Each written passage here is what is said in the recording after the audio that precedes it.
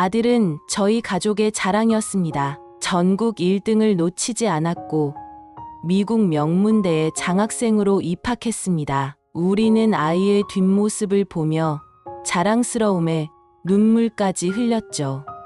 그런데 불과 1년 후 응급실 침대 위에서 온몸이 경련을 일으키며 눈조차 제대로 못 뜨는 아이를 보게 될 줄은 단 한순간도 상상하지 못했습니다. 그리고 그 아이의 손을 붙잡은 순간 저는 깨달았습니다. 지금 이 이야기는 여러분의 자녀에게도 일어날 수 있는 현실입니다. 이야기를 시작하기 전 구독과 좋아요, 알림 설정을 눌러주세요.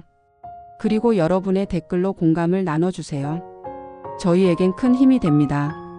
1화 이 아이, 뭐든 해낼 아이예요. 어릴 적부터 우리 아이는 남달랐습니다. 돌이켜보면 유난히 조용하고 유난히 눈이 똘망똘망했죠. 한번 가르쳐주면 금세 따라하고 또래보다 훨씬 빨리 글자를 익혔어요. 3살 때는 한글을 읽기 시작했고 5살 무렵엔 동화책을 혼자 줄줄 읽었어요. 주변 어른들이 영재야, 영재 소리칠 때마다 속으로는 으쓱했지만 겉으로는 조심스럽게 말하곤 했어요. 그냥 책을 좋아해서요. 겸손이 아니라 정말 그랬어요. 아이는 유독 책을 좋아했고 뭐든 알고 싶어 했거든요. 초등학교 들어가고 나서는 학교에서 매번 상을 받아왔어요. 전교에서 수학을 제일 잘해요. 이 학생은 발표력이 정말 뛰어납니다. 선생님들마다 다들 칭찬 일색이었고 저는 솔직히 말해 마음 한켠이 불안했어요. 혹시 버릇 나빠지는 건 아닐까?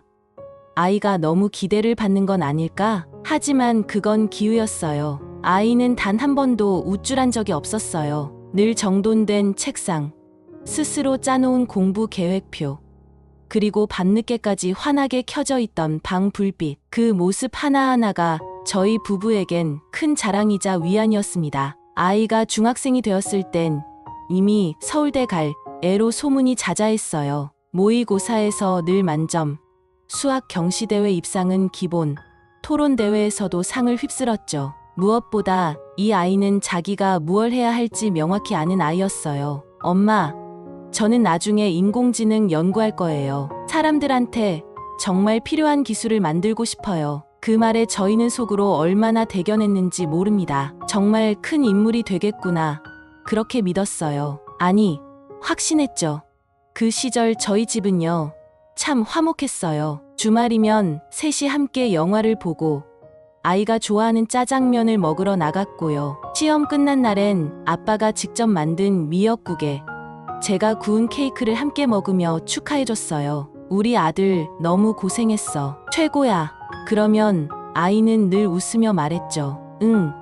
근데 다음 시험 땐 더 잘할 거야. 고등학교에 진학하고 입시라는 벽이 현실로 다가왔을 때도 우리 아들은 흔들림이 없었어요. 어떤 날은 책상에 12시간씩 앉아 있었고 어떤 날은 아예 밥도 안 먹고 문제만 풀더라고요. 한 번은 걱정돼서 방에 들어갔는데 아이는 말했어요. 엄마, 지금 아니면 안 돼. 이번 겨울이 진짜 중요해. 그 말이 어찌나 단단하고도 절박하게 들리던지 그날 밤 저는 몰래 화장실에 가서 울었습니다. 어떻게 이렇게 큰 아이가 됐지?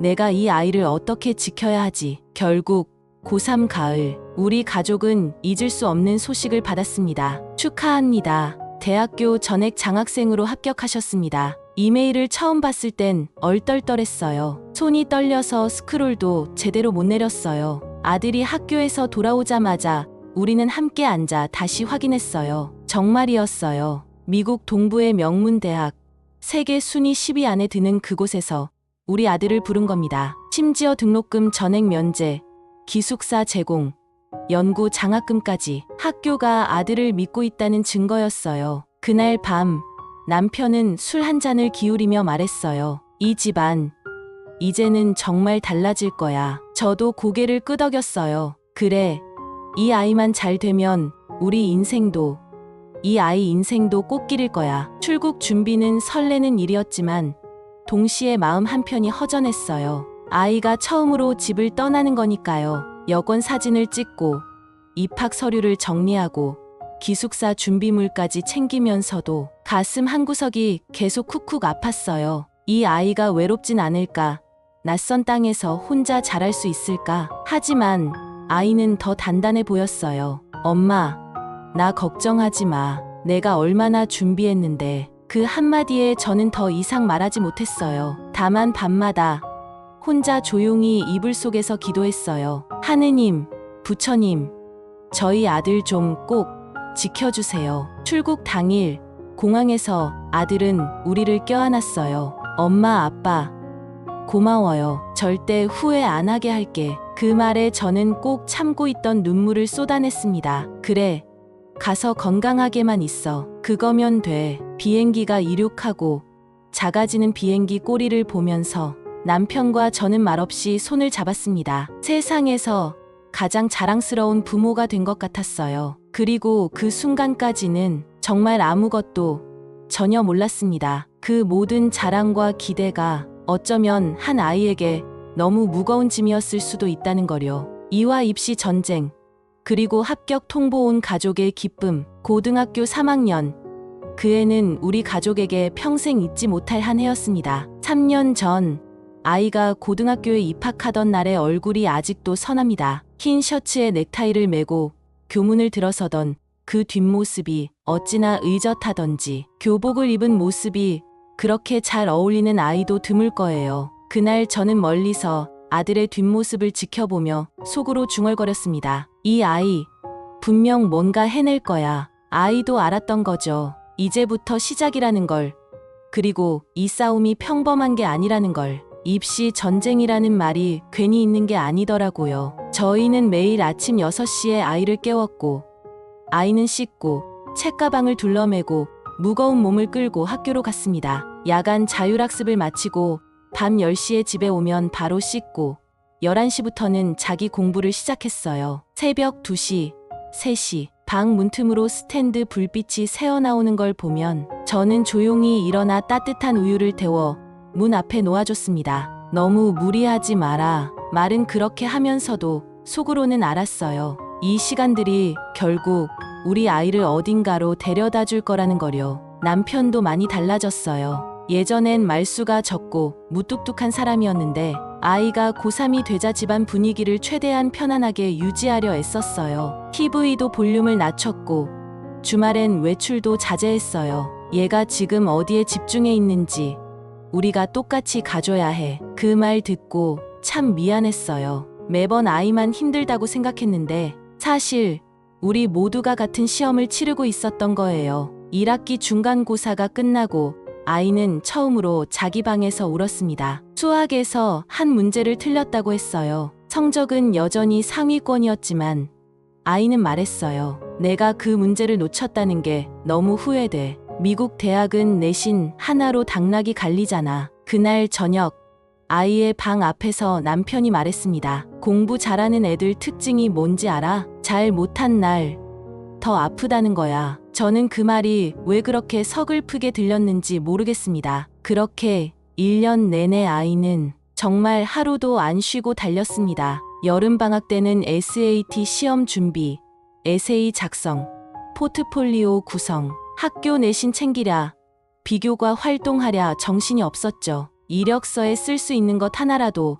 더 만들겠다고 주말마다 자원봉사도 다녀오고 동아리 발표 자료도 밤새 만들더군요. 그런 아이를 지켜보며 저는 늘 한 가지 생각만 했습니다. 이렇게 애가 열심히 하는데 제발 결과도 따라줬으면. 기도도 했고 점도 받고 좋은 말 하는 사람이 있다면 어디든 찾아갔어요. 부적을 사진 않았지만 마음속으로는 매일 쓰고 있었어요. 이 아이는 꼭 반드시 잘 되게 해주세요. 드디어 입시 지원을 시작할 시기가 왔고 아이와 함께 10개가 넘는 미국 대학을 추렸어요. 하버드, MIT, 프린스턴, 예일. 그중 아이가 제일 가고 싶어 했던 곳은 뉴욕에 있는 대학교였어요. AI 연구로 세계적으로 유명한 곳이었고 아이도 그 분야의 뜻이 있었으니까요. 지원 서류를 보낼 때 저는 뒤에서 아이의 어깨를 살짝 감쌌습니다. 떨어져도 괜찮다. 엄마한텐 넌 이미 최고다. 그러자 아이가 말했어요. 떨어져도 다시 해볼게. 근데 이번엔 꼭 됐으면 좋겠다. 그리고 2달 뒤 어느 평범한 저녁, 식사를 마치고 아빠가 TV를 보고 있을 무렵 아이 방에서 엄마 하고 부르는 목소리가 들렸습니다. 그 목소리가 정말 다급하면서도 떨려 있었어요. 달려 들어갔죠. 책상 앞에 앉은 아이가 화면을 보여줬어요. 거기엔 이렇게 써 있었습니다. Congratulations. You've been admitted to the class of 20XX at university. Full tuition scholarship, research support. 그 순간 저는 울지도 못했습니다. 그냥 벙쪄서 멍하니 모니터만 바라봤어요. 몇 초 후 눈물이 주르륵 흘렀고 아이는 고개를 푹 숙인 채 손으로 눈을 가렸습니다. 됐어, 엄마. 나 됐어. 남편이 방 안으로 들어와 무릎을 꿇고 울었어요. 그래, 우리 아들 됐다. 드디어 됐다. 이화 입시 전쟁, 그리고 합격 통보 온 가족의 기쁨. 고등학교 3학년. 그 해는 우리 가족에게 평생 잊지 못할 한 해였습니다. 아이가 고등학교에 입학하던 날의 모습이 아직도 선해요. 흰 셔츠에 넥타이를 매고 교문을 들어서던 그날. 아이는 유난히 당차 보였고 저는 멀어지는 뒷모습을 보며 속으로 다짐했죠. 얘는 반드시 원하는 길을 갈 거야. 반드시 잘 될 거야. 그 다짐은 현실이 되기까지 정말 오랜 시간의 인내와 희생을 요구했어요. 아이는 입학하자마자 공부를 시작했어요. 정확히 말하면 전투에 들어간 것 같았죠. 매일 새벽 5시에 일어나 책상에 앉았고 학교 수업이 끝나면 바로 독서실로 향했어요. 밤 11시가 다 되어서야 집에 들어오는데도 그 피곤한 눈으로 복습을 또 하더라고요. 하루에 5시간도 채 안 자는 생활이 3년 내내 이어졌습니다. 고1 땐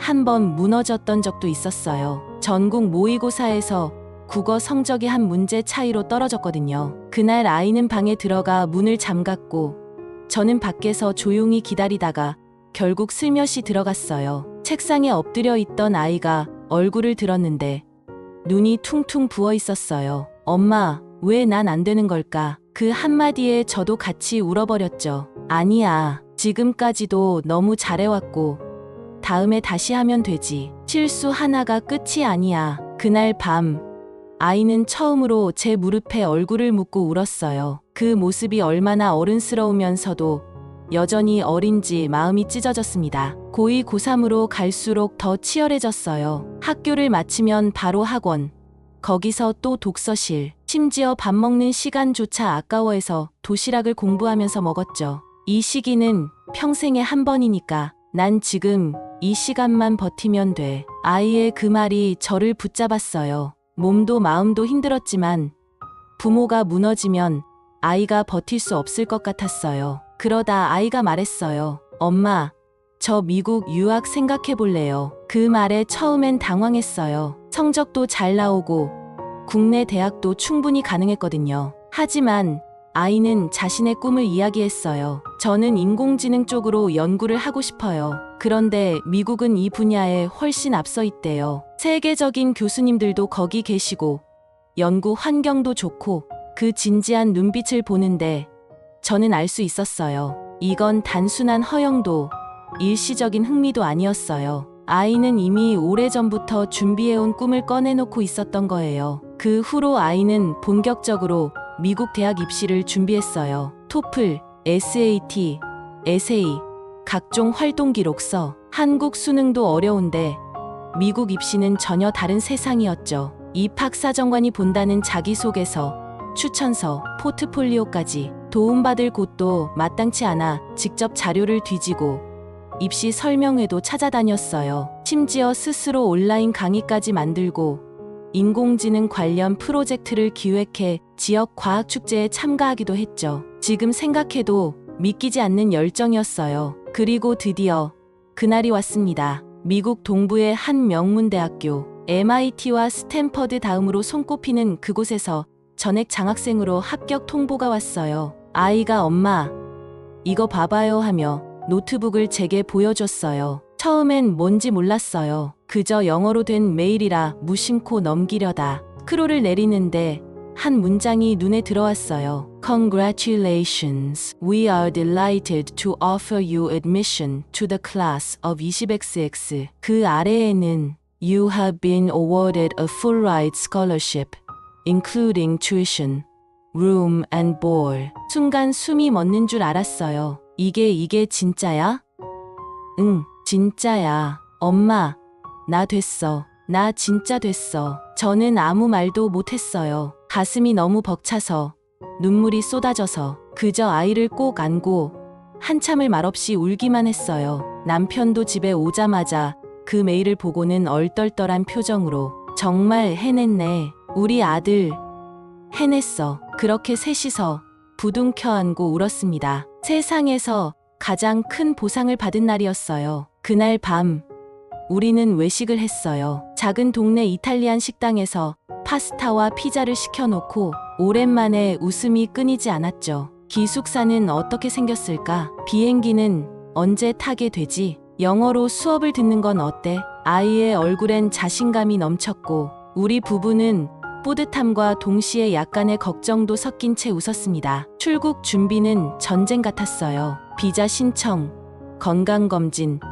보험, 기숙사 체크리스트, 노트북, 전압 어댑터, 스티커 이름표. 밤마다 체크리스트를 업데이트하면서도 정말 보내는 거 맞나 하는 마음이 들었죠. 사실 걱정이 이만저만이 아니었어요. 낯선 땅에서 그 어린 나이에 혼자서 살아갈 수 있을까? 문화 차이, 언어 장벽, 혹시라도 외로움에 지치진 않을까? 하지만 아이는 담담했어요. 엄마, 지금까지 한 번도 후회 안 했어. 그냥 이제는 내가 뭘 해야 할지 알 것 같아. 그 눈빛이 참 어른스러웠어요. 한편으로는 너무 어른스러워서 걱정이 되기도 했죠. 이 아이가 혹시 자기 마음을 너무 숨기고 사는 건 아닐까? 출국 당일 공항에서 찍은 사진 속에서 아이는 활짝 웃고 있었어요. 저희 부부는 끝까지 눈물을 참으려 했지만 게이트 앞에서 결국 무너졌어요. 아들,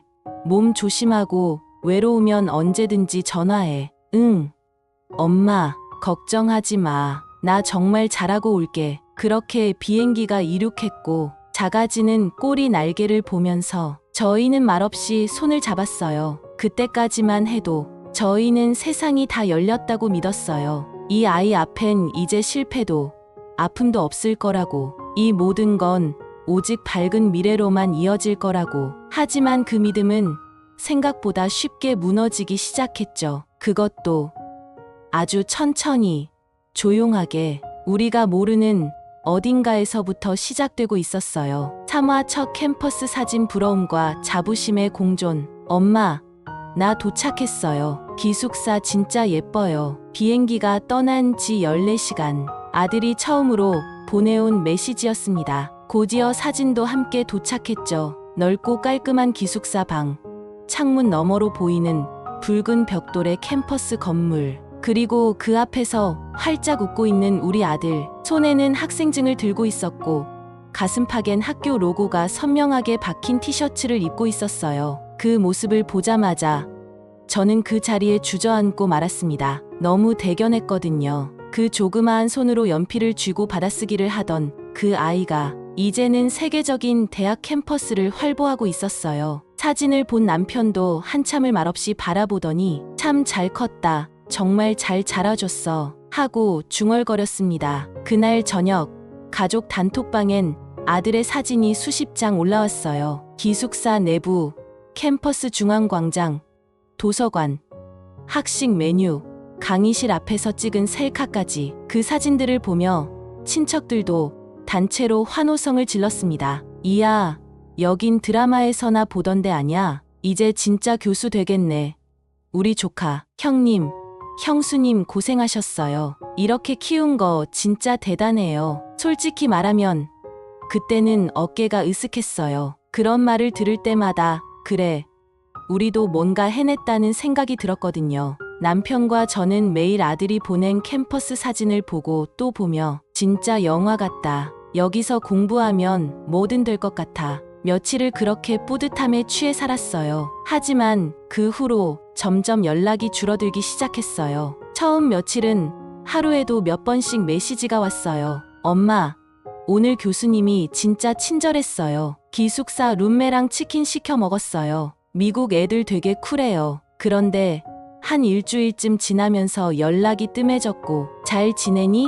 하는 메시지에 응, 괜찮아. 같이 짧은 답만 오기 시작했어요. 처음엔 바빠서 그런 줄 알았어요. 신입생 오리엔테이션, 수업 적응, 과제 제출. 물론 새로운 환경에 적응하려면 그럴 수도 있죠. 그래서 저희 부부는 일부러 부담 주지 않으려 했어요. 애가 이제 다 컸잖아. 우린 그냥 묵묵히 응원해주면 돼. 남편은 그렇게 말했고 저도 맞다고 생각했죠. 하지만 어느 날 아들이 단톡방에 사진 한 장을 올렸습니다. 커다란 마당에서 바비큐 파티를 하는 사진이었어요. 캔 맥주가 가득 담긴 아이스박스, 얼굴에 페인팅을 한 학생들, 그리고 그 속에 어색하게 서 있는 아들. 사진 속 우리 아들은 웃고 있었지만 그 미소가 어딘가 조금은 낯설었습니다. 눈가에 힘이 없었고 옆 친구들에 비해 표정이 조금 굳어 있었거든요. 그때부터였을 거예요. 제 가슴 한쪽에서 이상한 불안감이 자라나기 시작한 게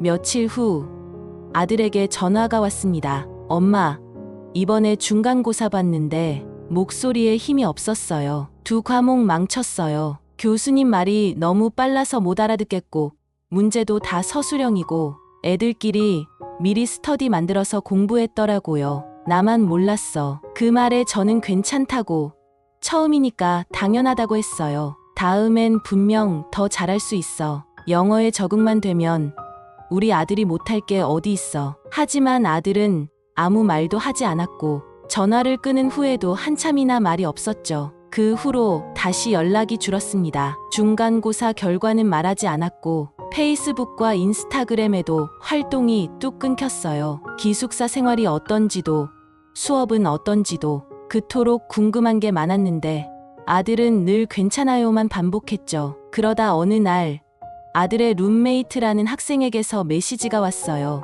SNS에 올라온 사진 하나가 문제였습니다. 기숙사 방 안에서 맥주 캔이 잔뜩 쌓여있는 책상, 그 옆엔 아들이 피곤한 듯 기대어 자고 있었어요. 옷은 흐트러졌고 주변은 어지러웠고 무엇보다 그 모습이 제가 알던 우리 아들과 너무 달랐습니다. 설마 아니겠지. 처음엔 사진 속 얼굴이 다른 사람 같아 보였어요. 그런데 자세히 보니 분명히 우리 아들이었어요. 왜?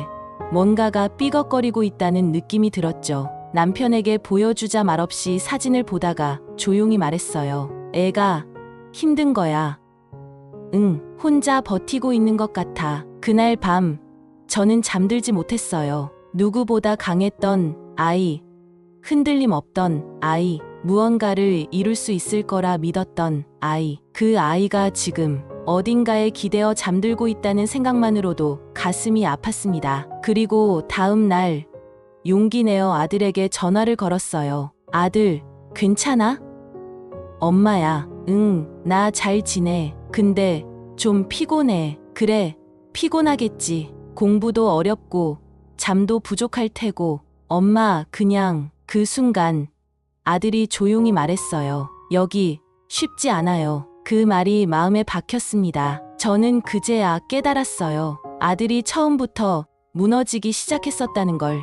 우리가 너무 일찍 자랑에 빠졌다는 걸. 그 아이가 얼마나 큰 세상과 싸우고 있었는지 우리는 그 안을 들여다보지 못했어요. 오직 결과와 겉모습만 보며 성공했다고 안심했을 뿐이죠. 그리고 이 무언의 침묵은 곧 엄청난 후폭풍으로 이어지게 됩니다. 아들이 저희에게 결코 말하지 못했던 진짜 현실이 이제 하나둘씩 모습을 드러내기 시작했어요.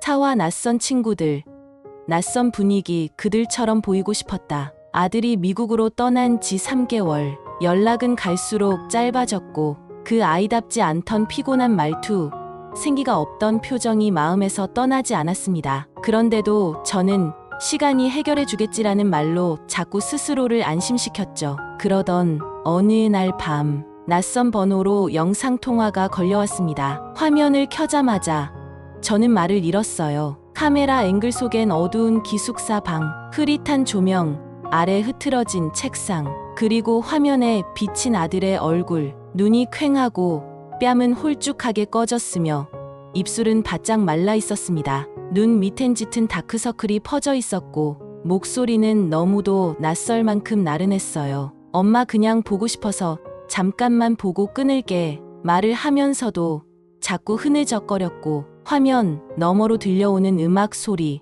웃음소리, 무언가 불길한 기운이 온몸을 덮쳤어요. 아들, 괜찮아? 어디 아파? 아니, 그냥 조금 피곤해서. 근데 얼굴이 무슨 일이야? 왜 이렇게 야위었어? 괜찮아. 엄마 나 조금만 자고 다시 연락할게. 그렇게 전화는 끊겼고 그날 밤 저는 한숨도 자지 못했습니다. 남편도 말없이 천장을 바라보며 담배만 피워대더군요. 무언가 잘못되고 있다는 걸 우리는 그때 직감적으로 알았습니다. 며칠 뒤 아들이 직접 보낸 메시지 대신 그의 룸메이트가 다시 연락을 해왔습니다. Hey, I'm not sure if this is okay to say, but your son has been kinda different lately. 죄송한 말일 수도 있는데 요즘 내 아들 좀 이상해요. 그 학생은 조심스럽게 말했습니다. 그 친구 요즘 이상한 친구들이랑 어울려요. 수업도 자주 빠지고 파티에 많이 가요. 며칠 전엔 밤새고 돌아와서 방에서 토했어요. 술 냄새도 났고 무슨 알약 같은 것도 본 적 있어요. 죄송해요.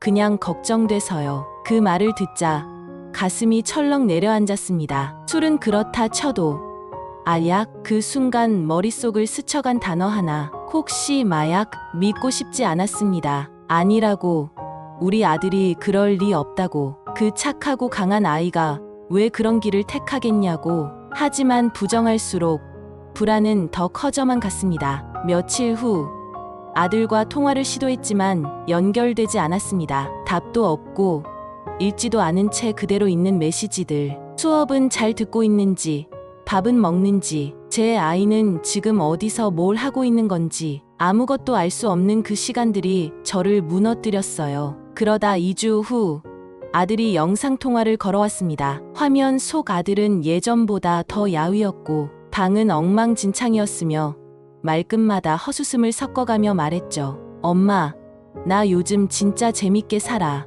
여기 애들이랑 진짜 잘 맞아. 걔네는 나를 있는 그대로 봐줘. 공부는? 수업은 어떻게 되고 있어?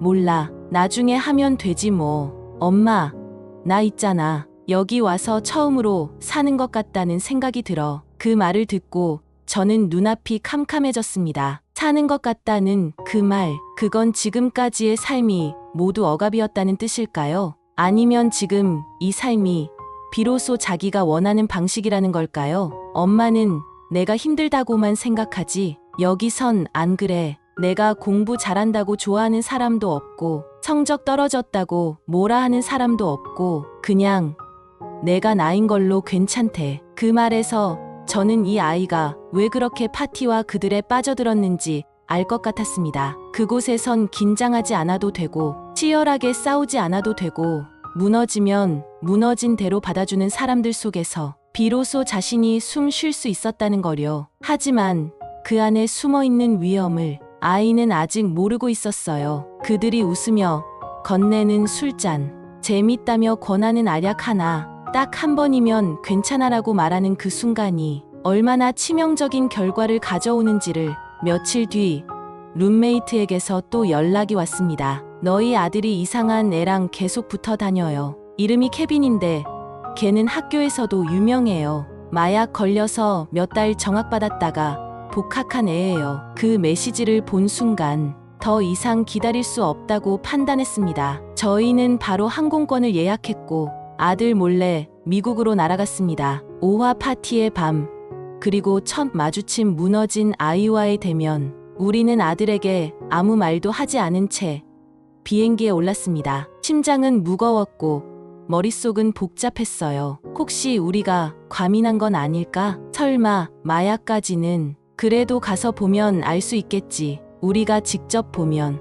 14시간의 비행, 공항에서 기숙사까지는 차로 50분. 그 길이 왜 그렇게 멀게 느껴지던지요. 도착했을 땐 저녁 8시가 넘은 시각. 기숙사 입구는 조용했지만 어딘가 불안한 기운이 감돌았습니다. 우리가 들어서자 프런트에 앉은 직원이 우리를 바라봤습니다. 한국에서 온 학생 부모라고요?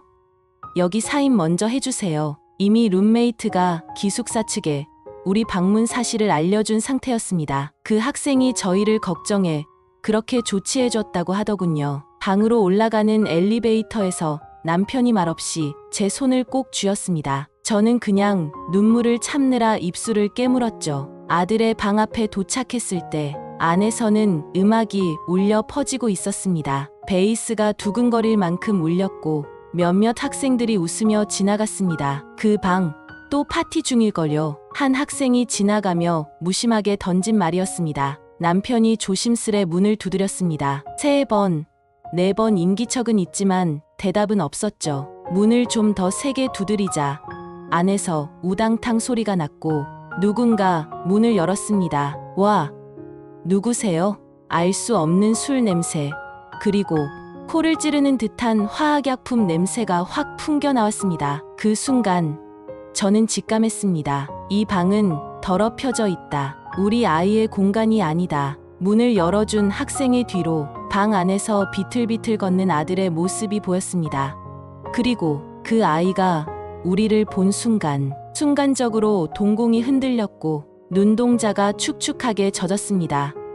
엄마, 아빠, 그 아이는 어정쩡하게 웃더니 바닥에 놓인 의자에 푹 주저앉아 버렸습니다. 제 입에서는 아무 말도 나오지 않았습니다. 눈 앞에 있는 이 아이가 그토록 믿고 응원했던 우리 아들이라는 게 믿기지 않았거든요. 뺨은 헬쑥하고 입술은 갈라져 있었으며 눈빛은 초점을 잃었고 손가락은 계속 떨리고 있었습니다. 아들 지금 뭐 하고 있었니? 남편이 조심스레 물었습니다. 그냥 애들이랑 놀고 있었어요. 그냥 파티 좀 했어요. 아빠, 여기 다 그래요. 다들 이렇게 놀아요. 지금 내 방에서 나는 냄새, 내 눈, 내 손. 너 지금 뭐 했는지 엄마한테 말해줘. 아들은 대답하지 않았습니다. 그저 고개를 푹 숙였고 그림자처럼 서 있던 남학생 하나가 중얼거렸습니다. 그냥 우리끼리 놀던 거예요. 괜찮아요. 그냥 잊어요. 그 말을 듣는 순간 남편이 참지 못하고 고함을 쳤습니다. 나가. 지금 당장 이 방에서 다 나가. 방 안에 있던 몇몇 학생들이 놀라 도망치듯 빠져나갔고 방 안에는 이제 우리 가족 셋만이 남았습니다. 침묵이 흘렀습니다. 그 무거운 침묵을 깨며 저는 아이를 끌어안았습니다. 괜찮아. 이제 괜찮아. 엄마가 왔잖아. 엄마가 왔어. 아들은 한참을 말없이 앉아 있다가 조용히 고백을 꺼냈습니다. 엄마, 처음엔 진짜 딱 한 번이었어요. 새로 만난 친구들이 이거 마시면 스트레스 확 날아간다고 해서 처음엔 술처럼 느껴졌어요. 그냥 기분이 좋고 웃음이 나고 밤이 빨리 지나가고 근데 그 다음 날부터는 그게 계속 생각났어요. 손이 떨리고 머리가 무겁고 근데 또 마시면 괜찮아지고 그래서 계속했어요. 다들 하니까 나만 이상한 게 아니었으니까. 지금은 안 하면 못 자요. 손이 계속 떨려요. 가슴이 답답하고 머리가 계속 아파요. 엄마, 나 망한 거야? 그 말에 저는 꾹꾹 눌러왔던 눈물을 흘렸습니다. 아니야. 망한 게 아니야. 지금이라도 말했잖아. 우리가 왔잖아. 남편은 가만히 아들의 어깨에 손을 올렸습니다. 그리고 한참 동안 그 어깨를 토닥였죠. 괜찮다. 이제 우리가 데리고 간다. 다시 시작하면 돼. 우리 아들은 절대 여기서 끝나는 애가 아니야. 그날 밤 우리는 기숙사 앞 모텔의 방을 잡고 서로 아무 말도 하지 않은 채 밤을 보냈습니다. 다음 날 아침 우리는 학교 측에 휴학을 신청했고 병원 예약을 위해 정신건강 전문 클리닉에 연락했습니다. 아들의 몸 상태를 평가하고 중독 여부를 정확히 진단받기 위해서였습니다. 그리고 그날 오후 아들은 조용히 제 손을 잡았습니다. 엄마, 미안해요. 아들, 고마워. 엄마한테 와줘서 정말 고마워. 육화 진단과 결심, 내 아이를 다시 되찾기 위해 기숙사를 나온 다음 날 아침 우리는 샌디에이고 시내 외곽의 전문 클리닉으로 향했습니다. 이곳은 약물 중독 치료에 특화된 정신건강센터였고 사전 예약을 통해 아들의 상담 및 평가를 진행할 수 있었습니다. 차 안에서 아들은 내내 말이 없었습니다. 손톱을 뜯거나 창밖을 멍하니 바라보거나 가끔은 조용히 혼잣말을 중얼거렸죠. 나 진짜 갈 데가 없구나 끝났네. 그 소리에 남편은 운전대를 세게 움켜쥐었습니다. 저도 눈물이 나올 뻔했지만 그 아이보다 제가 먼저 무너져선 안 된다고 생각했어요. 지금 이 순간엔 누군가는 이 아이의 중심을 잡아줘야 한다고. 그게 부모라는 이름이라면 저는 그걸 감당할 준비가 되어 있었어요. 병원 접수와 초기 진단, 병원 접수대에서 아들의 이름을 말하자 간호사는 고개를 끄덕이며 차분히 안내해줬습니다. 중독 전문의와 상담 후 간단한 혈액 및 소변 검사를 통해 현재 복용하고 있는 약물 종류와 수치를 확인할 겁니다. 상담실로 들어간 아들은 1시간 넘게 나오지 않았습니다. 그 시간 동안 저는 대기실 한켠에서 기타를 튕기며 조용히 노래를 부르던 다른 환자를 바라보며 생각했어요. 저 아이도 누군가의 아들일 텐데 혹시 나처럼 매일 잠 못 이루는 엄마가 있을지도 모르지. 1시간 반이 지나자 담당 의사가 우리를 불렀습니다. 탁자 앞에 앉아 말없이 파일을 넘기던 의사는 조용히 입을 열었습니다. 현재로서는 중증까지는 아니지만 초기 중독 상태입니다. 소변에서 알프라졸람과 THC 대마 그리고 소량의 코카인 잔여물이 검출됐습니다. 숨이 턱 막혔습니다. 그간 들어만 봤던 이름들이 이제는 제 아이의 몸속에 있다는 사실이 믿기지 않았습니다. 다행인 건 아직 신체 내 농도가 급격히 위험한 수준은 아니라는 점입니다. 하지만 지금 바로 치료를 시작하지 않으면 중독은 심화됩니다. 특히 알프라졸람은 불안 완화제지만 의존성이 매우 강해요. 남편이 떨리는 목소리로 물었습니다. 회복될 수 있을까요? 의사는 고개를 끄덕였습니다. 가능합니다. 중요한 건 환경 변화와 지속적인 지지입니다. 한국으로 돌아가 치료를 이어가는 것도 좋은 선택일 수 있어요. 하지만 중요한 건 아이가 스스로 이걸 중독으로 인식하고 벗어나고자 하는 의지를 갖는 겁니다. 우리는 그날 저녁 호텔 방에서 아들과 함께 앉아 대화를 나눴습니다. 처음엔 고개를 푹 숙인 채 아무 말도 하지 않았던 아이가 우리의 설득과 눈물 앞에서 조용히 입을 열었습니다. 솔직히 말하면 내가 마약을 끊을 수 있을지 잘 모르겠어요. 생각이 계속 나요. 그냥 이대로 사라지고 싶다는 생각도 했어요. 그 말을 들은 남편은 말없이 아들의 손을 잡았습니다. 그 손이 얼마나 말라 있었는지 한때 운동을 좋아하던 아이의 손이라고는 믿기 어려울 정도였어요. 괜찮다.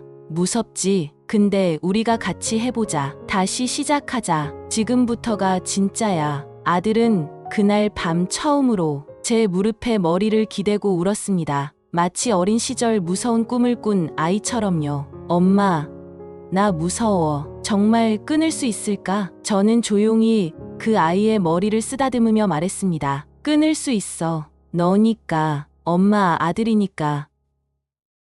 귀국을 결심하다. 며칠 후 우리는 학교에 공식 휴학 신청을 하고 귀국 준비를 시작했습니다. 교수님 한 분이 아들과의 면담 자리에서 조용히 말했습니다. Your son is very bright, but even the brightest star can burn out in the wrong sky. 당신 아들은 매우 똑똑합니다. 하지만 아무리 밝은 별도 잘못된 하늘 아래선 타버릴 수 있습니다. 우리는 그 말을 오래도록 마음에 새겼습니다. 그리고 아들도 이젠 돌아가서 제대로 해볼래요. 그렇게 말해주었습니다. 공항에 도착해 한국행 비행기를 타기 전 아들은 한번 고개를 뒤돌아보더군요. 그 익숙했던 캠퍼스, 도서관, 기숙사. 하지만 이제는 그곳이 자유가 아닌 덫이었다는 걸 스스로도 알고 있었을 겁니다.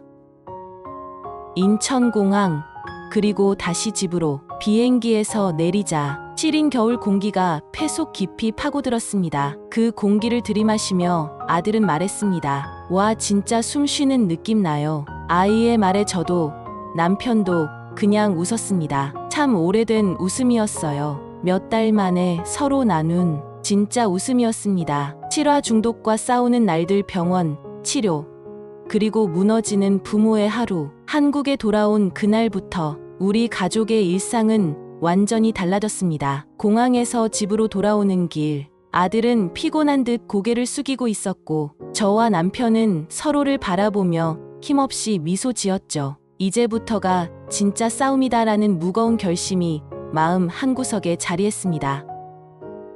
병원 입원과 치료 시작. 다음 날 아침, 우리는 바로 중독 전문 병원에 아들을 입원시켰습니다. 병원은 생각보다 엄격하고 차가운 곳이었어요. 아들은 긴장한 얼굴로 나를 붙잡으며 속삭였습니다. 엄마, 나 여기서 진짜 괜찮을까? 나 혼자 못 견딜지도 몰라. 나는 그 말을 들으며 겨우 웃어 보였습니다. 혼자가 아니야. 엄마, 아빠가 항상 내 곁에 있을 거야. 그리고 여기엔 너를 도와줄 사람들이 많아. 입원 첫날부터 아들은 금단 증상에 시달렸습니다. 손과 발이 심하게 떨리고 구토와 발한이 반복됐어요. 잠을 제대로 이루지 못해 밤새 뒤척였고 한밤중엔 욕설을 내뱉기도 했습니다. 제발 좀 놔줘. 나 혼자 있고 싶어. 그럴 때마다 남편과 저는 서로를 꼭 붙잡았습니다. 누군가 먼저 무너져 버리면 모두가 무너질 것 같았으니까요. 부모로서의 무력감과 절망. 병원 대기실에서 남편과 나는 서로 다른 방향을 바라보며 앉아 있었습니다. 말하지 않아도 알 수 있었죠. 서로가 겪는 절망과 분노, 무력감, 죄책감이 너무 컸다는 걸. 우리 아들이 이렇게 될 줄은 정말 몰랐어. 내가 뭔가 잘못했나? 더 엄하게 했어야 했나? 더 사랑했어야 했나? 하루에도 수십 번씩 마음속에서 질문이 터져 나왔습니다. 누구에게도 말할 수 없는 아픔과 후회가 밤마다 가슴을 옥죄었죠. 하지만 우리는 포기할 수 없었습니다. 아이가 다시 건강해질 때까지 아무리 힘들어도 가족이 함께 버텨야 한다고 다짐했어요. 병원 상담과 치료 계획. 정신과 전문의와 상담하며 치료 계획을 구체화했습니다. 금단 현상은 12주가 가장 힘듭니다. 심리 치료와 약물 치료를 병행해야 하고 퇴원 후에도 지속적인 가족 상담과 지원이 필요합니다. 우리는 그제야 중독이란 게 단순한 의지의 문제가 아니란 걸 절실히 깨달았습니다. 아들은 더 이상 나쁜 선택의 결과가 아니라 신체와 뇌가 약물에 길들여져 버린 상태였습니다. 금단 증상과 변화하는 아들. 아들의 상태는 날마다 달랐습니다. 어떤 날은 말없이 창밖만 바라보더니 또 어떤 날은 울음을 터뜨리며 내가 왜 이러는지 모르겠어라고 했죠. 치료가 진행될수록 조금씩 기억을 되찾아가는 듯했습니다. 과거에 웃던 얼굴, 밝던 모습도 조금씩 드러났고 어느 날은 미소도 보였어요. 하지만 그 뒤로 찾아오는 절망과 후퇴도 컸습니다. 나 다시 못 돌아갈지도 몰라. 엄마, 나 정말 못된 놈인가 봐. 그럴 때마다 저희는 아들의 손을 꼭 잡고 함께 울기도 서로를 다독이기도 했습니다. 가족의 변화와 함께하는 시간들. 집에 돌아와서는 가족 모두가 아들을 위해 삶의 방식을 바꾸었습니다. 남편은 회사에서 휴직을 냈고 저는 집에서 아들의 치료와 상담 일정 관리를 맡았죠. 아들의 방에는 더 이상 잡동사니나 냄새가 없었고 매일 함께 식사를 하며 조금씩 대화를 시도했습니다. 아들은 처음에는 어색해했지만 조금씩 가족의 품에서 안정을 찾아갔습니다. 아슬아슬한 위기 순간. 치료가 2주 차에 접어들면서도 아슬아슬한 위기 순간이 여러 차례 있었습니다. 하루는 갑자기 병원에서 달아나려 했고 우리는 경찰에 신고해야만 했습니다. 그날 밤 집에서는 남편과 내가 번갈아 가며 아들의 곁을 지켰죠. 제발 다시는 도망가지 마. 우리가 널 믿고 있어.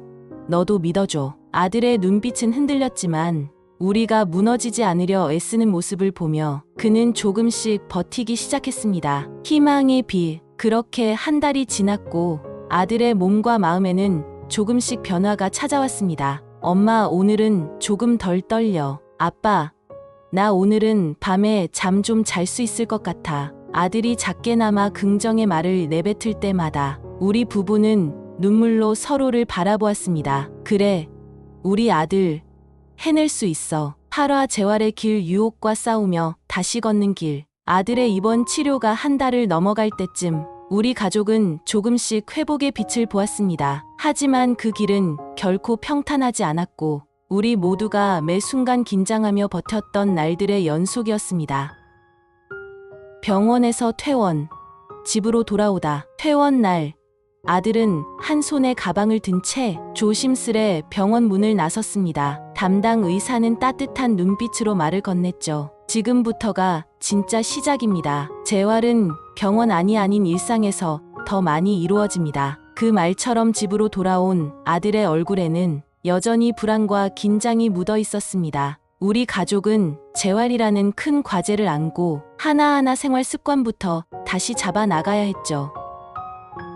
매일의 루틴 만들기. 아들은 병원에서 배운 호흡법과 명상, 그리고 정해진 약물 복용 시간을 철저히 지키려고 노력했습니다. 아침마다 같이 산책을 하면서 오늘은 좀 덜 불안해라고 웃을 때면 저도 모르게 마음이 놓였어요. 하지만 어느 날 저녁을 먹다 말고 갑자기 멍해지는 모습을 보였죠. 무슨 생각해? 라고 묻자 예전 파티 생각이 나요. 그때가 그리워져요. 그 말을 듣고 남편과 저는 깊은 한숨을 내쉬었습니다. 유혹과 싸움. 재활 과정에서 가장 힘든 건 유혹이었습니다. 아들의 대학 친구들이 가끔 연락해와서 파티에 다시 오라는 메시지를 보내곤 했어요. 그 유혹의 그림자는 늘 가까이 있었죠. 어느 날은 휴대폰을 몰래 확인하다가 그 메시지를 보고 아들이 눈물을 흘리는 걸 봤습니다. 나 아직도 거기서 벗어나지 못한 것 같아요. 저는 다가가 그 손을 잡으며 말했습니다. 유혹은 늘 있을 거야. 하지만 넌 그걸 이겨낼 힘이 있어. 엄마, 아빠가 항상 내 곁에 있으니까. 그날 밤, 아들은 처음으로 스스로 유혹을 이겨내겠다는 결심을 말해주었죠. 다시는 마약 같은 건 안 할 거예요.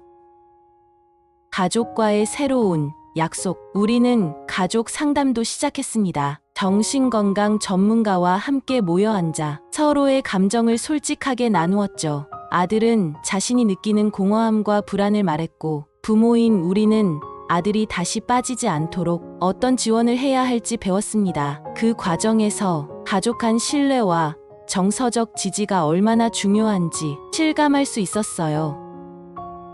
대학 복학과 사회 적응. 시간이 지나면서 아들은 학교 복학을 준비했습니다. 복학 상담에서 담당 교수님은 사회로 돌아가는 게 또 다른 시험이 될 것이라며 신중한 접근을 당부하셨죠. 복학 첫날, 아들은 긴장한 얼굴로 캠퍼스에 들어섰습니다. 처음 몇 주는 친구들과도 어색했지만 동아리와 봉사활동을 통해 조금씩 관계를 회복했어요. 위기와 넘어짐. 하지만 재활의 길은 다시 한번 흔들렸습니다. 친구 중 한 명이 몰래 마약을 권유했고 아들은 충동적으로 한 번만이라는 마음이 들었다고 고백했어요. 그 순간 내가 왜 그랬는지 모르겠어요. 엄마, 아빠 정말 후회했어요. 우리는 그 고백에 눈물을 흘리며도 아들이 솔직하게 말해줘서 다행이라고 생각했습니다. 다시 다짐하며 그 후 아들은 다시금 자신과 싸우기 시작했습니다. 한 번 실패했다고 끝나는 건 아니에요. 엄마, 아빠 덕분에 다시 일어설 힘을 얻었어요. 우리 가족은 아들의 그 다짐을 한없이 믿고 응원하기로 했습니다. 부와 다시 걷는 인생 회복의 길 위에서 마주한 변화. 또 하나의 아침, 또 하나의 기적. 엄마, 오늘은 강의 끝나고 봉사활동 갔다가 저녁 늦게 들어갈게요. 평범한 말 한마디. 하지만 나에겐 그것이 매일 아침 작은 기적처럼 들렸습니다. 마약 중독으로 병원에 실려왔던 아이, 눈빛마저 흐릿했던 그 아이가 이제는 어디 간다, 뭘 한다고 자신의 일정을 설명해 주는 게 이토록 감사한 일일 줄 예전엔 몰랐습니다. 캠퍼스 복귀, 현실의 벽. 아들은 결국 복학했습니다. 비록 이전의 성적을 유지하긴 어려웠고 지금도 두세 과목은 청강으로만 듣고 있지만 자신의 페이스에 맞춰 다시 사회와 접촉면을 넓혀가고 있었죠. 그런데 현실은 녹록지 않았습니다. 마약 전력이 병원 치료 내역으로 남아 있었고 일부 교수들은 그를 부담스러워했으며 친구들 사이에서도 소문은 지워지지 않았습니다. 심지어 어떤 친구는 공개적으로 이런 말을 했습니다. 쟤 그거 했다며? 걔랑 얽히면 우리도 문제 될지도 몰라. 아들은 집에 돌아와 묵묵히 샤워를 하고 나서 한참 동안 아무 말 없이 창밖을 보았습니다. 사람들이 날 그렇게 볼 수밖에 없겠지. 근데 엄마, 그게 맞는 것 같기도 해요. 내가 그걸 감당해야겠죠. 그 말에 나는 숨을 삼켰습니다. 자책이나 절망이 아니라 감당하겠다는 아들의 말에서 나는 처음으로 진짜 회복이 시작되었음을 느꼈습니다. 다시 마주한 자신과의 대화. 아들은 일주일에 한 번 정신과 상담을 받았고 마약 중독자 자조 모임에도 꾸준히 참여했습니다. 처음에는 그 모임을 무척 꺼려했죠. 엄마, 거기 가면 내가 진짜 중독자가 된 것 같아. 하지만 몇 번 참여하고 나서야 깨달았습니다. 거기엔 자신과 같은, 아니 어쩌면 더 깊은 나락을 겪은 이들이 서로의 이야기를 털어놓고 울고 웃으며 자신을 다시 세워가고 있었던 거죠. 어느 날 아들이 모임에서 돌아와 말했습니다. 엄마, 나 이제 좀 알 것 같아요. 내가 왜 거기 빠졌는지, 그리고 이제 뭘 해야 할지.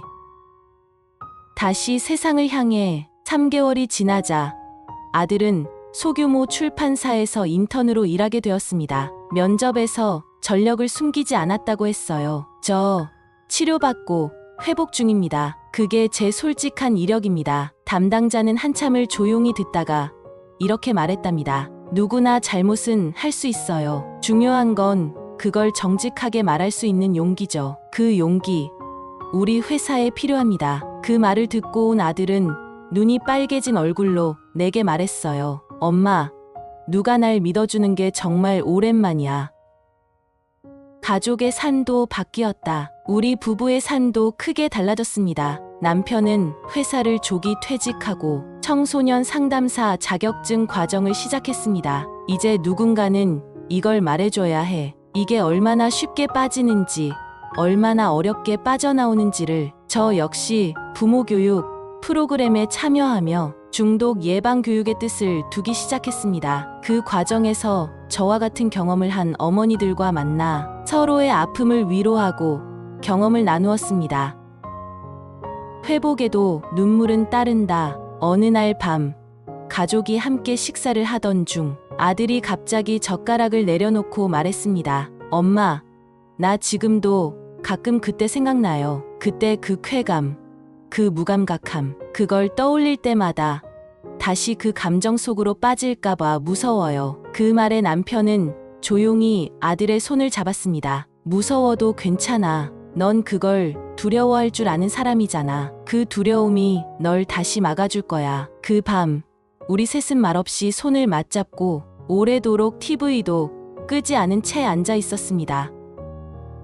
희망, 아주 느린 빛. 아들은 여전히 싸우고 있습니다. 가끔은 울컥하기도 하고 가끔은 뒤로 돌아가고 싶은 충동을 토로하기도 합니다. 하지만 매일 아침 알람을 끄고 일어나 밥을 먹고 계획한 하루를 살아내려 노력하는 그 아이의 모습에서 저는 배웁니다. 회복은 단숨에 오지 않습니다. 반복과 후퇴 속에서도 조금씩 전진하는 그 발걸음이 진짜 회복이었습니다. 10화. 그 아이는 지금도 제 아들입니다. 부모에게 보내는 마지막 편지. 어느 날의 편지로부터. 안녕하세요. 저는 고3 아들을 둔 엄마입니다. 이번에 미국 유학을 생각하고 있어서요. 인터넷에 떠도는 이야기들. 좀 과장된 거겠죠? 설마 우리 애는 괜찮겠죠? 이런 메시지를 가끔 받습니다. 그리고 그때마다 저는 몇 번이고 손가락이 멈칫합니다. 아무 말도 하고 싶지 않다가도 어디선가 또 다른 우리처럼 무너지고 나서야 알게 될 사람들을 생각하며 조용히 이 글을 꺼내봅니다.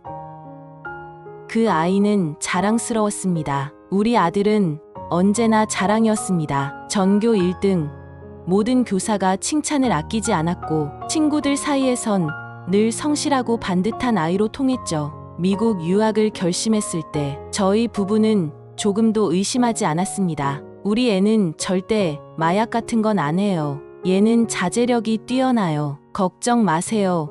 공부밖에 모르는 애예요. 그 모든 말들이 지금 생각하면 얼마나 위험한 믿음이었는지 그때는 알지 못했습니다. 시작은 작은 호기심이었습니다. 현지 대학에서 열리는 파티, 낯선 문화와 사람들, 그곳에선 해도 되는 것들이 있었습니다. 딱 한 번이었어요, 엄마. 호기심이었어요. 다들 하니까. 그냥 한 번만. 그 한 번이 아들의 뇌에 불을 지폈습니다. 그리고 그 불은 점점 그의 일상을 태웠고 우리는 너무 늦게야 그걸 알아챘습니다. 그 순간부터 모든 일상이 뒤바뀌었습니다. 중독, 그리고 무너진 아이.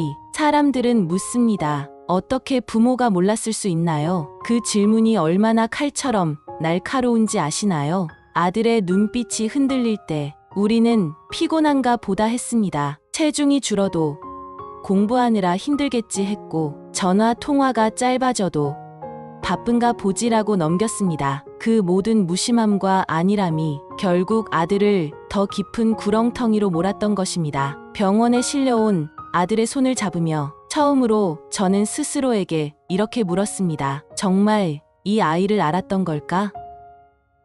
치료와 재활, 그리고 매일의 싸움. 치료는 시작일 뿐입니다. 그 어떤 중독도 병원 문 하나 열고 끝나는 게 아닙니다. 아들은 수많은 유혹과 싸워야 했고 우리는 그걸 지켜보며 밤마다 자책했습니다. 그럼에도 포기하지 않았습니다. 포기하면 끝이니까요. 그 아이는 제 아들이니까요. 그 아이가 저지른 일이 아닌 그 아이에게 일어난 일이라 말해주는 사람을 간절히 기다렸습니다. 그리고 그 말이 우리 가족을 다시 세워줬습니다.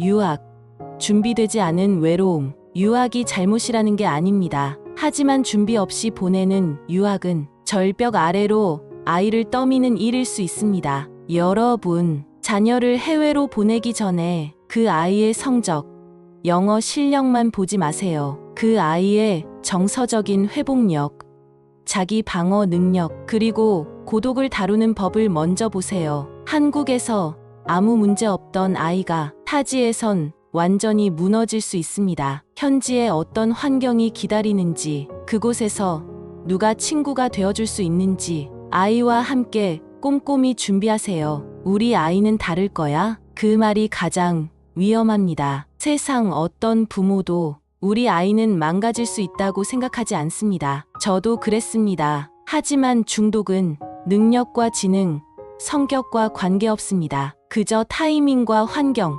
그리고 정서적 구멍 하나만 있어도 그 틈으로 스며듭니다. 마약은 누구에게든 조용히 다가올 수 있습니다.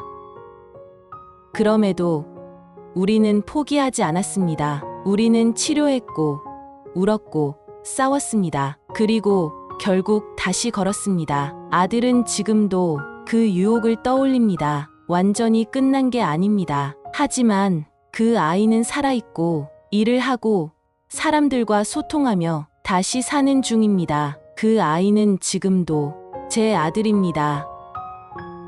마지막으로 같은 길 위에 선 부모님께 지금 이 글을 읽으며 자녀의 미래를 고민하시는 부모님들께 간절히 말씀드립니다. 공부보다 중요한 건 자기 돌봄의 능력입니다. 성공보다 중요한 건 넘어졌을 때 다시 일어나는 힘입니다. 그 힘은 아이 혼자 갖게 할 수 없습니다. 부모가 함께 만들어줘야 합니다. 아이의 자립은 혼자 있는 것이 아니라 홀로 서기 위한 준비가 된 상태에서 시작돼야 합니다. 우리는 다시 시작하고 있습니다. 아들의 재활은 우리 가족의 재활이었습니다. 무너졌던 관계를 다시 세웠고 감추고 싶던 과거를 꺼내어 함께 마주봤습니다. 그리고 이제 우리 가족은 더 이상 숨지 않습니다. 왜냐면 이 이야기를 누군가는 꼭 들어야 하니까요. 그 아이는 지금도 당당히 살아가고 있습니다. 그리고 우리는 그 아이를 여전히 그리고 끝까지 사랑합니다.